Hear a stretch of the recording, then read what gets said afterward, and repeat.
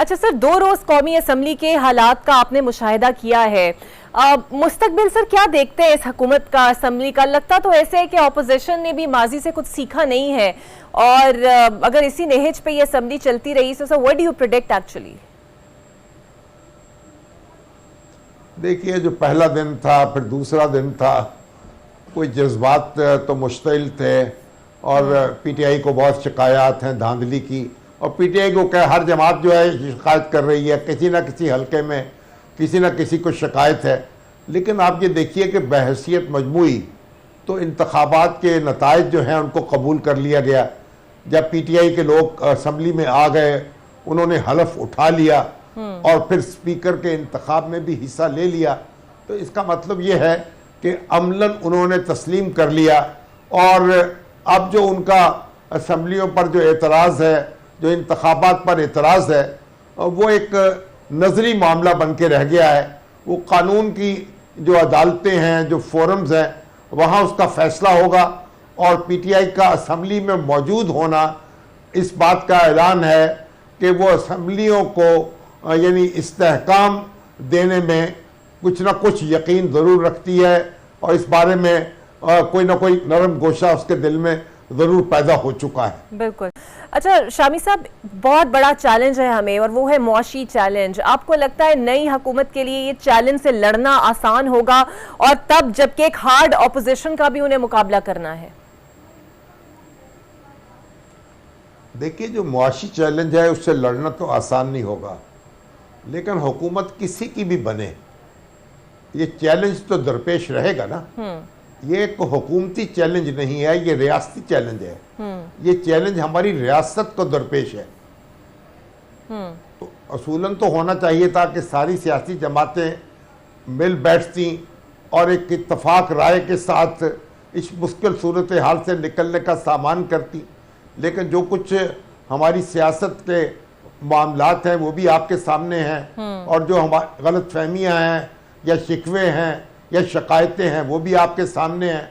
तो अभी तो मुमकिन नहीं है कि ये जमातें आपस में मिल बैठें, लेकिन अगर सिस्टम के अंदर रहते हुए वो अपने गम गुस्से का इज़हार करती रहती हैं तो फिर इस चैलेंज से निपटना आसान हो जाएगा। सर अगर वही गम गुस्सा हुकूमत को जी सर, अगर वही गम गुस्सा एक खत की शक्ल में आईएमएफ तक पहुंच जाए और आईएमएफ को कहा जाए कि आप इन मामलात को देखिए सर, फिर वो क्या हालात हमें बनते नजर आएंगे? देखिए, वो आईएमएफ को चिट्ठी तो लिख दी है, लेकिन मैं नहीं समझता कि उस चिट्ठी का कोई ख़ास असर मुरतब होगा। आईएमएफ जो है वो अपनी ज़रूरतों और मसलहतों के मुताबिक फ़ैसला करता है। तो अगर आईएमएफ जो है वो हुकूमत से कोई अच्छे ताल्लुकात उसके नहीं होंगे या पाकिस्तान की रियासत जो है उसे दबाव में लाना मकसूद होगा, तो फिर इस खत को भी जवाब बना लिया जाएगा।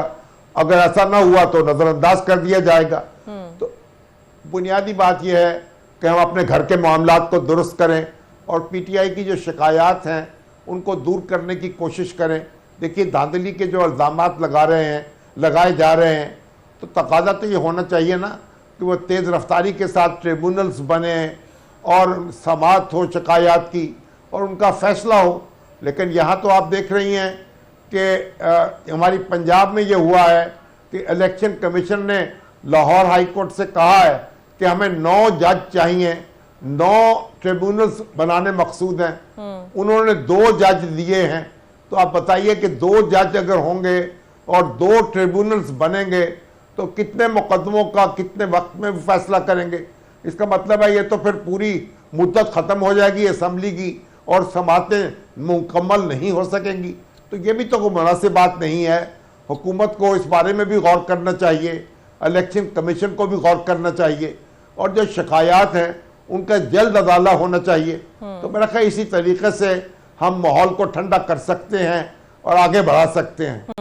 शामी साहब, आज कौमी असम्बली में आमिर डोगर साहब की तकरीर काफी जारहाना थी। फिर वजीर आला केपी मुंतखब होने वाले अली अमीन गंडापुर ने भी खासी एग्रेसिव और खासी गरजदार उन्होंने भी तकरीर की और उन्होंने कहा कि सारी FIRs को खत्म कर दिया जाए। यास्मीन राशिद साहबा की जमानत मंजूर हो गई है। आप समझते हैं कि मुकद्दरा की जानिब से PTI को कुछ थोड़ी स्पेस मिल सकती है या मिलने लगी है? देखिए, जो भी FIRs दर्ज हुई हैं वो तो निगरान हुकूमतों के दौर में हुई है ना, उन सब का असर नौ जायज़ा लेना चाहिए। कोई तहकीकाती कमेटी बैठे, कोई देख के जायज़ा ले, जो लोग इसमें नामुनासिब तौर पर इन्वॉल्व किए गए हैं उनको खारिज किया जाए, उनकी FIR ख़त्म की जाए। ये तो कोई यानी ऐसा मुतालबा नहीं है कि जिस पर हम कहें कि हम इसे माना नहीं जा सकता। तो PTI के जो भी कारकुन हैं, जो भी लीडर जो हैं इस वक्त गिरफ्तार हैं, उसे अदालतों में तो उनका कोई मामला आगे बढ़ा नहीं है। सुप्रीम कोर्ट ने फैसला किया और हुक्म दिया कि फौजी अदालतें जो हैं मुकदमों की समाअत भी करेंगी तो फैसले का ऐलान नहीं करेंगी। अब ना कोई मुकदमा फौजी अदालत में तय हुआ, ना किसी सिविल अदालत में तय हुआ। तो भाई कत्ल के मुकदमे में भी जमानत होती है, तो इन मुकदमात में जमानत क्यों नहीं होनी चाहिए? कितने महीने हो गए इन लोगों को जेल में रहते हुए, खासतौर पर ख्वातीन को देखें आप। तो मेरा ख्याल जो मुकदमात कोई तहकीकाती कमेटी कहती है कि ये इनमें कोई वज़न नहीं है, वो FIRs जो हैं उनमें वज़न नहीं है, उनको ख़त्म करना चाहिए और फिर इनकी ज़मानतें होनी चाहिए, इनको रिहाई मिलनी चाहिए। देखिए ख्वातीन जो हैं उनका भी एहतराम हमें करना चाहिए और माहौल जो है उसको भी, उसमें इश्ताल जो है उसको कम से कम करना चाहिए।